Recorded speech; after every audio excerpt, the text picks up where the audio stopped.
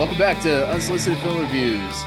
We have been exhausting ourselves talking about the legend, the icon, the man himself, Steven Spielberg, for the last two episodes, but the man is too big to hold into two podcasts. We're going to keep this one short, though. It's going to be our shortest podcast since we didn't want to discuss all the disgusting shit that happened during that one Boys episode when I was up in Toronto with you, Martin Cooke.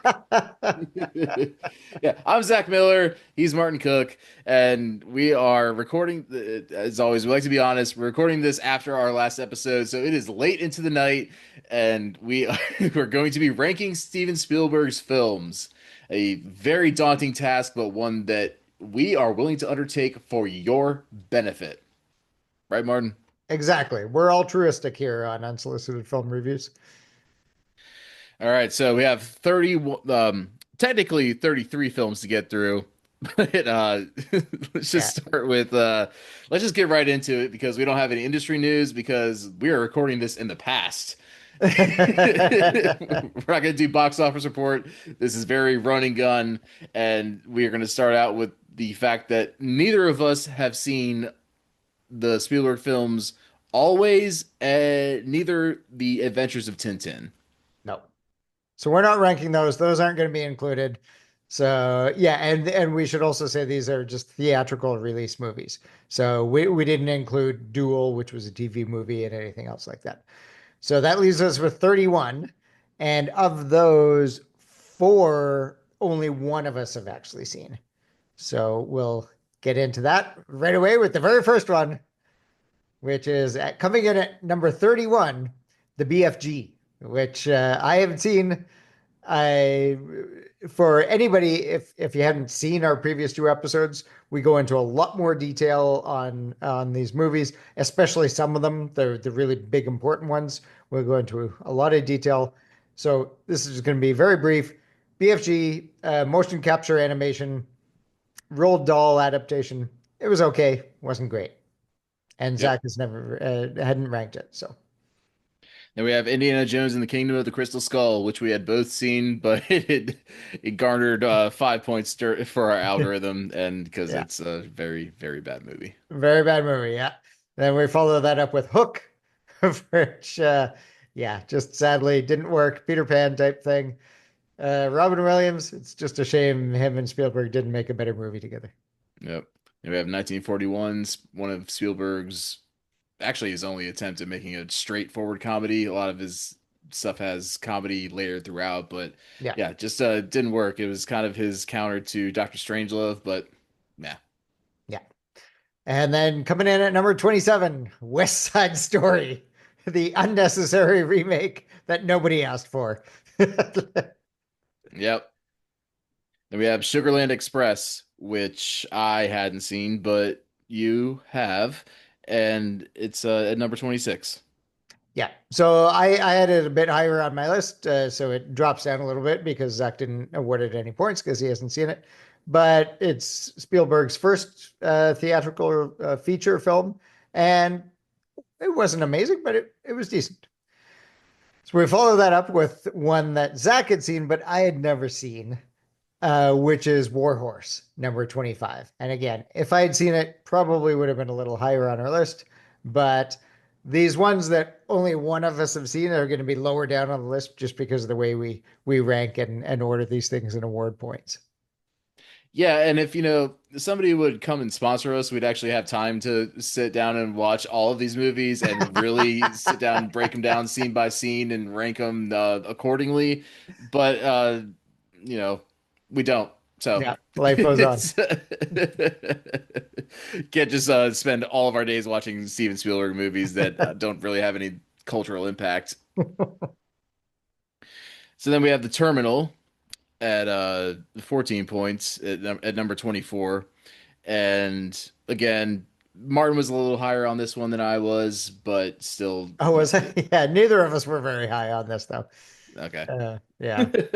Yeah. Still at the very bottom of Steven Spielberg's. Yeah. We're talking number 24. So there are 23 movies that we think are better than this one.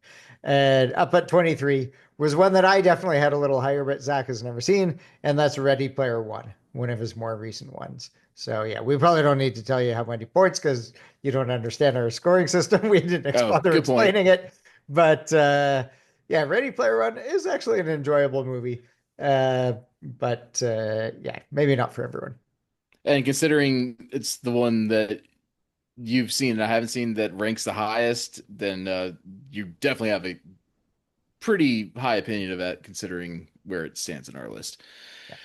Okay, then we have War of the Worlds. Uh, yeah, Tom Cruise, Dakota Fanning. Not a huge fan of Dakota Fanning. Anti-fan of Dakota Fanning. Certified hater is, I think, the term. Yes. And just above that is The Lost World, Jurassic, basically a lesser Jurassic Park movie, and one that Spielberg probably didn't need to make, coming in No. at number 21, which brings us to our top 20 Spielberg movies. Yeah, just a note that I forgot to mention last week on Lost World, though.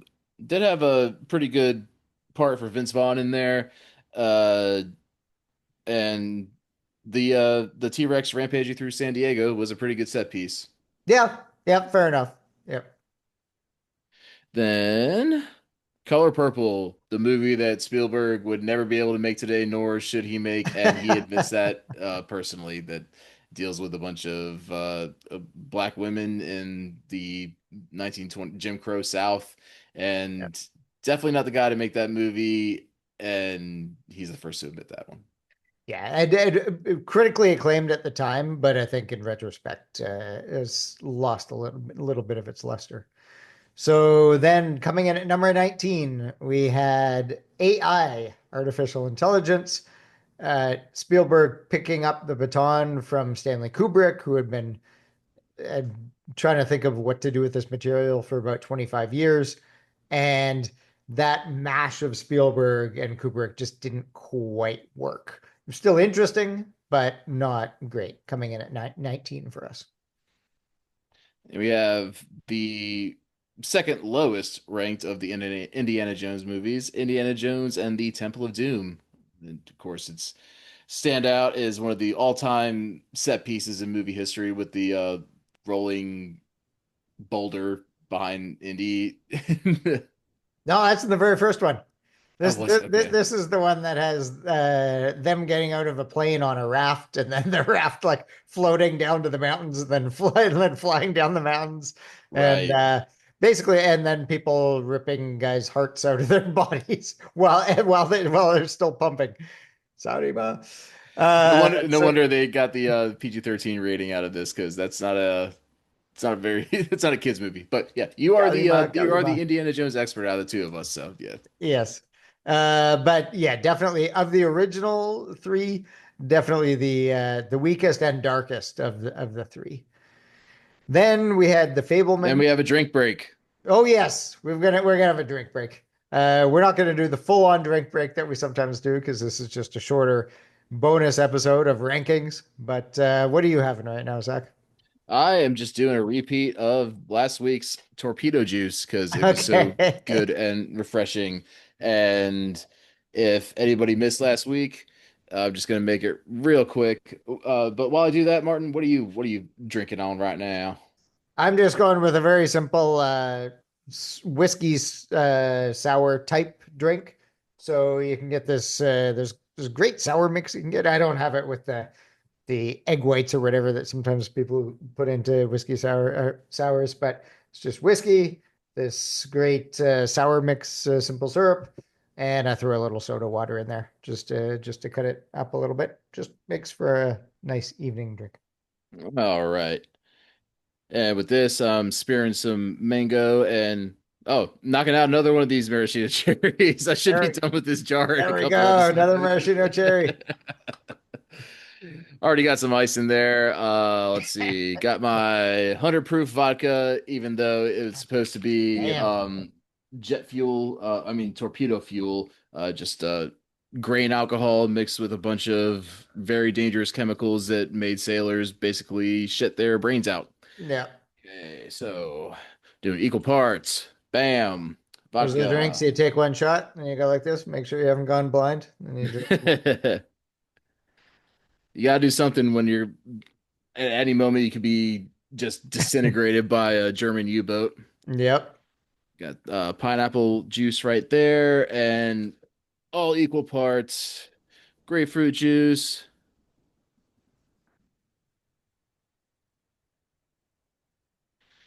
Dump that in there.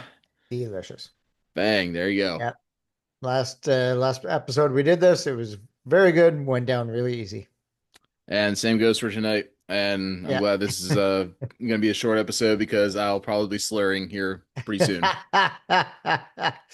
So anyway, as we were saying, that takes us to number 17 on our rankings, and that is The Fablemans, which was actually a very good movie, if not a bit self-congratulatory. It's basically Spielberg telling his autobiography with different names attached to the people, but it's about a kid who escapes the pressures of a broken family by escaping into film. So it's Spielberg. One thing we failed to mention last week was who was the guy that played the director with the eye patch? That was like the big moment for the Spielberg adjacent character when he walked into the studio and oh God, David Lynch. Yes, right. But I Right. forgot who he was supposed to be a proxy for. Was it I cannot, yeah, I can't remember. okay. Yeah. Anyway, we're only 10 minutes in and we're halfway done, so wanted to address some points that I hadn't made in the last one, but here we go. Right. Yeah, I didn't take a note on that one. All right. And actually, yeah, I mean, The Fablemans was it was a well-made movie. It was good, and that's only 3 years ago now. But honestly, it's also there were some scenes in it that are memorable, but the overall movie as a whole isn't that memorable, doesn't stick in my mind very well. So even individual things like that, I I don't really remember. I remember the scenes with Michelle Williams and talking about the family breaking up. I remember him finding his camera and filming the little train wreck that he had seen when he had gone to the cinema. I remember the scene with Michelle Williams dancing see through the lights in a Mm, very awkward way in front of her whole family. But aside yeah. from that, I don't remember that much about that movie. It was John Ford, by the way. Oh, of course, John Ford. Right. Yeah. Then we have Empire of the Sun, Oh, of course, which right. Eye patch, John Ford. Of course. yeah. Yeah. Then we have Empire of the Sun, which basically introduced the world to Christian Bale, and thank you Spielberg for that. Of course, Japanese internment camps. Go back and listen to our past two, or listen and watch our past two podcasts, and find all the details. Yeah. And last time when we talked about how Spielberg has really found a niche as a historical drama director, we didn't even mention this one amongst all his Oh other. yeah, And yep. yet, this is obviously a very good film as well, number 16. Number 15, this is obviously more due to me than to you because I think I had it higher on the list. But number 15, we've got Minority Report, which I think is actually a pretty decent movie. And so it makes sense that it comes in right smack dab in the middle of Spielberg's movies in terms of our rankings. Yeah, I think that's kind of where it belongs. Yep. And next up at number 14, we have Bridge of Spies, the political spy thriller that was nominated for Best Picture in 2017, I think. And yeah, again, not Brought Mark particular. Rylance to prominence. Yeah, and he was in Spielberg's next three or four films. It seems like Yeah. as we Yeah. went down the line and did And he his had whole mostly been a stage actor before then. So yeah. that's kind of cool, actually. And at his age, he was like mid 40s or something like that. And we didn't bring this up last time, but yeah, it's like that's what acting and just artistry is. Like you just got to keep plugging away until Yep. something hits because you never know when you're going to be right for something, whether you're a writer, actor, director, or anything. It's all about just consistency and persistence. Exactly. Yeah. And then that brings us to another historical drama, which was The Post, about the Washington Post and their decision to release the Pentagon Papers back in the early 70s. This is The Post before they really became super famous, through the Watergate investigations. Mm. But so it's a story that today I think people don't know much about. So it was an interesting choice for Spielberg to tell that story rather than the Watergate story. But a good one in terms of the way the subject matter works. Well, plus I mean, we've been Watergated to death.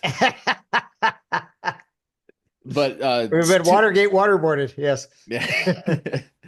But I mean, to that point, just like Watergate, this scandal seems so Tame. minuscule, yeah, tame and minuscule Yeah. compared to like the shit that's gone on since then. Like It really this, does. the 70s was so like, oh, Watergate, that's cute. You were spying on your political Yeah. opponents. And then this one, Pentagon Papers, it's like, oh, you were in a war that you weren't sure if you could win. Oh, that's Yeah, cute. yeah, it's adorable. Yeah. Then we have okay, now we're getting into the heavy hitters. Yeah. Now at number 12, we have Close Encounters of the Third Kind, one of Spielberg's just upper echelon movies, especially in the genre that he's probably best known for, if not his best, as we stated last time. You know, has his boy at the time, Richard Dreyfuss, and Yeah. again about how two disparate cultures, in this case, the ultimate disparate culture in humans and aliens from outer space, how it's so important for them just to communicate instead of resorting Yes. straight to violence. And again, need that now, like right now. Right now. Yeah, yeah. One of his early masterpieces, obviously. And then coming in at number 11, we've got Munich, which I described in our last episode as probably his most morally ambiguous film, and just a very interesting examination of vengeance and what that means in current context. I mean, obviously, this was set in a preview in the 70s, but it's very applicable to current context in terms of conflict in the Middle East and really conflict anywhere. So, yeah. Yeah, it's actually kind of fate that we wound up ranking these just totally by coincidence Munich right after Close Encounters because Yeah. they're The both need for communication. Yeah. it's so relevant right now. The thematic. Yeah. And let me just stop you right there, though, because think about this. This is Steven Spielberg. We're ranking all of his movies. Almost any other director, if you've got this is 20 through 11, you've got The Color Purple, AI, an Indiana Jones movie, The Fablemans, Empire of the Sun, Minority Report, Bridge of Spies, The Post, Close Encounters of the Third Kind, and Munich. For almost any other director, that is a fucking hell of a career. And this isn't even Spielberg's top 10. According to us, at least. Yeah, according to But us, yeah, which is henceforth the official ranking of Spielberg movies. 100%. But that's unbelievable. Yeah, yeah. You good job putting that into perspective before we get into the top 10 here. Then we have Catch Me If You Can at number 10. We're getting into the nitty gritty here. Spielberg, DiCaprio, Tom Hanks, like the what else could you ask for? Amy Adams, Jennifer Garner. I don't even think we mentioned Kate Beckinsale, the last one. Oh, was she in this? I Yeah, haven't rewatched this. I didn't even notice that. she was the lady of the night. No, no, no, that was Jennifer Garner. Shit, Yeah, you're right. maybe you're thinking of different, but Christopher Walken, yeah. Obviously, I didn't Just rewatch this either. yeah. I had mentioned that I think this is his most overrated, but when we ranked it, it was still top half for me. So I still think it's a good movie. So obviously it ends up number 10 for us. Number 9, my personal favorite out of all Spielberg movies when we talked about our favorites, Indiana Jones and the Last Crusade. I just love this movie. Can't say enough about it. It is just nonstop fun from start to finish. And it comes in at number 9. Nope. And sometimes you just have to smack a bitch. Oh no, come on. You don't need to. Connery was an asshole, but he's so perfect in this movie. Yes, yeah, we've covered that. Let's see. Oh, yeah, Amistad at number 8.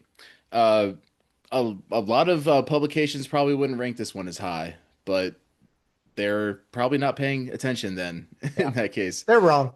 You can just say Yeah, it. They're wrong. yeah. Piss off variety. Yes. Yeah, Yeah, no, just Amistad is a very, very good movie and completely overlooked in Spielberg's catalog. yeah, just great anti-slavery narrative and just so visually stunning. It's the one I watched right before we hopped online tonight, so it's very fresh in my mind. And yeah, Hmm. Anthony Hopkins, fantastic as John Quincy Adams, America's fifth president. Um, yeah, so yeah, it was both of our most underrated Spielberg films, and Yeah. yeah, I can't even put my finger on why it's not held up against some of his greats. It might be because of the white guy making a movie about slavery thing, but I mean, I think even The Color Purple has gotten more historical praise than Amistad for some Yeah, or reason. maybe he talked about more, and maybe that's just because there was a new Color Purple based upon a play, based upon the movie that came out, based upon the book or whatever that came out a couple of years ago.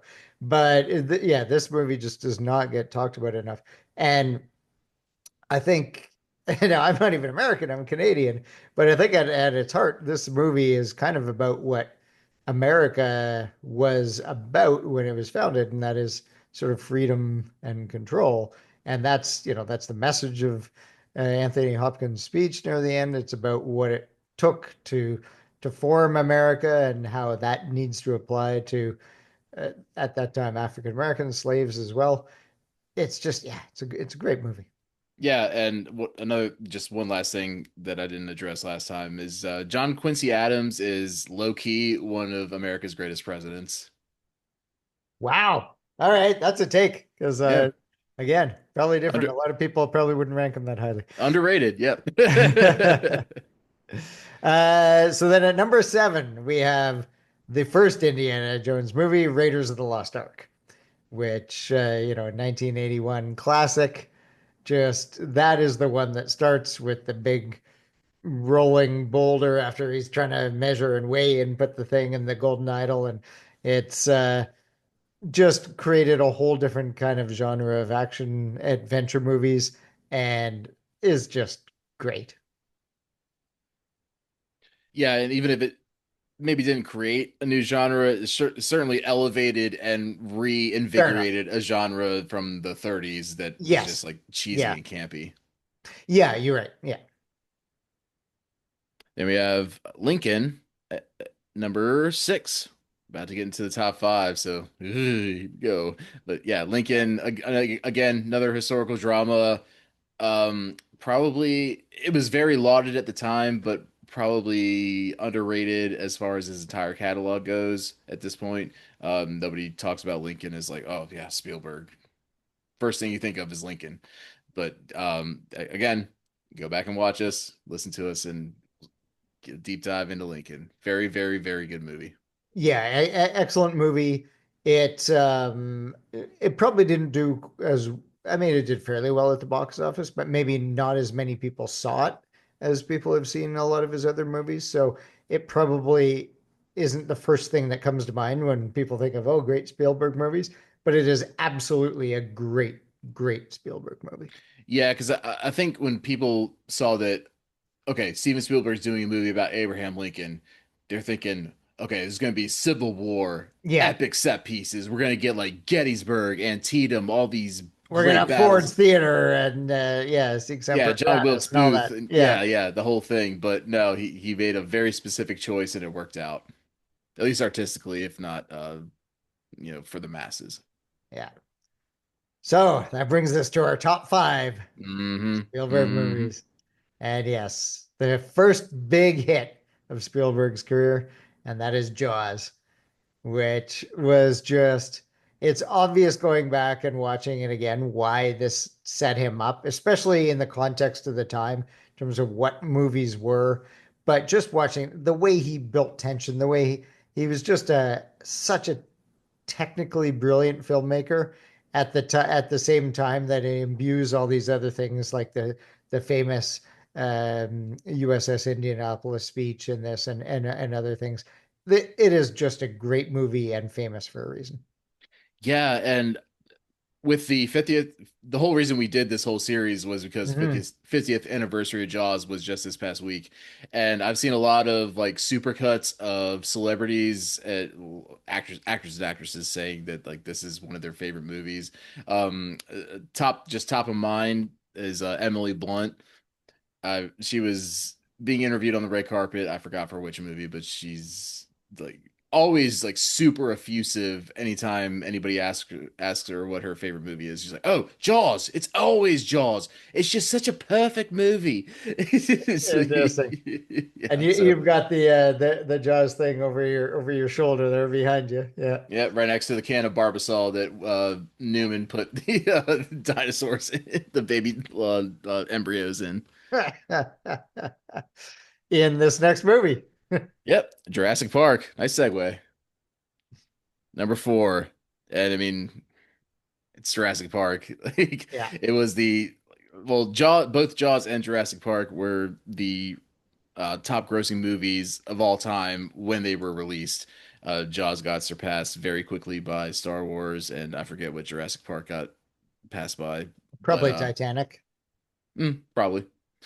And yeah, just so visually innovative, great storytelling, great just top to bottom, entertaining, four quadrant where you can take the kids to it, but not like the super young kids. That's why he made We're Back, a Dinosaur Story, as we talked about last time. But yeah, Yeah.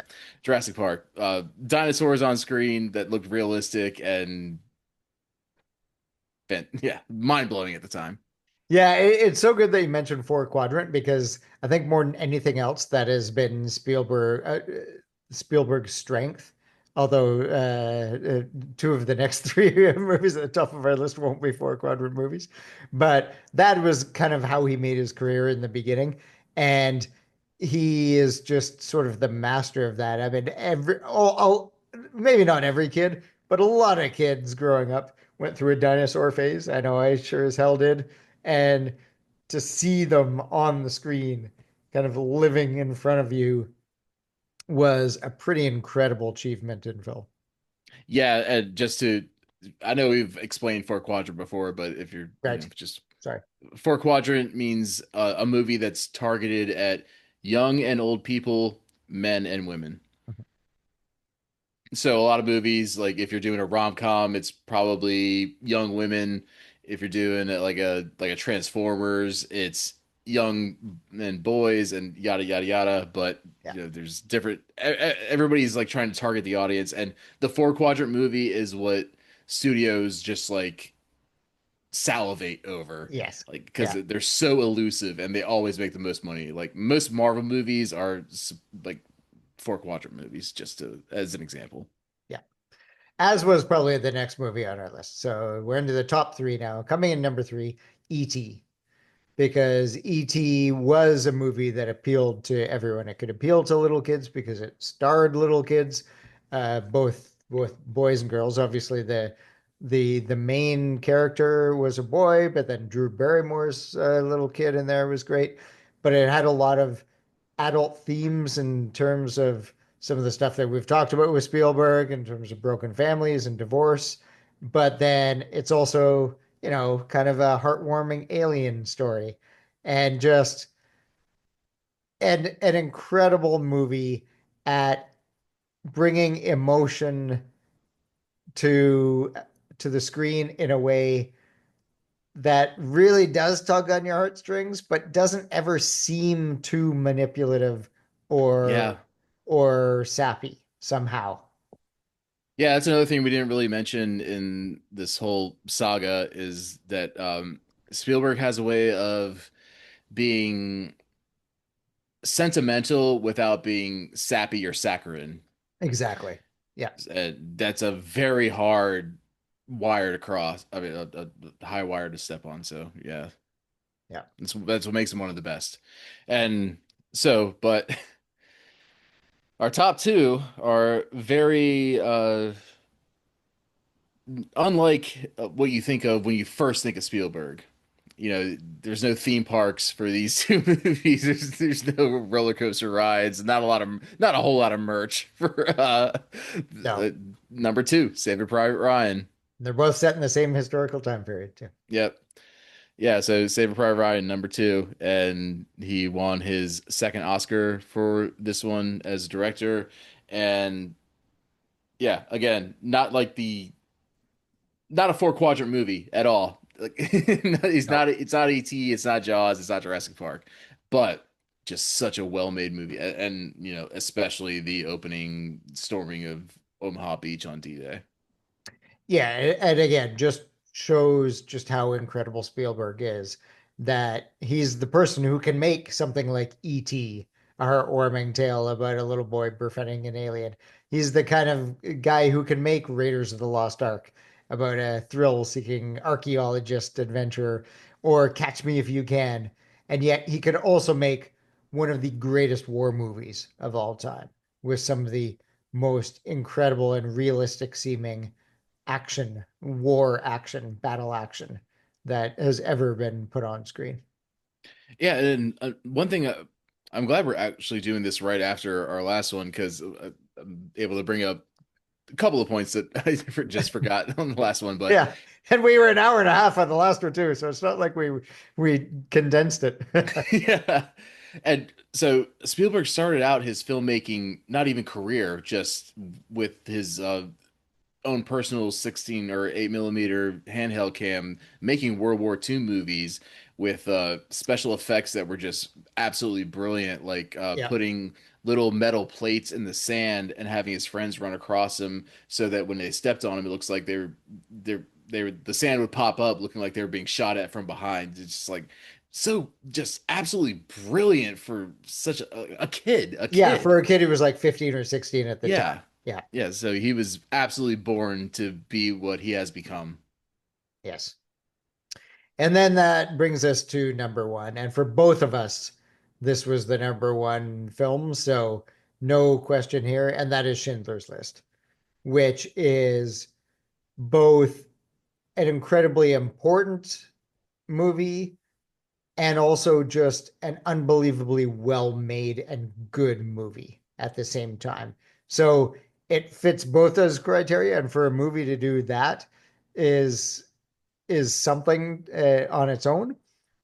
But then when you're dealing with uh, such a complex subject matter and tone that could so easily go wrong Sure, yeah.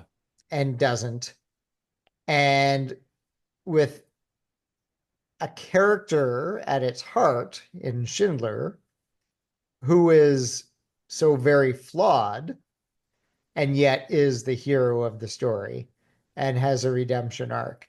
Just everything about this movie is just so well made and so almost note perfect.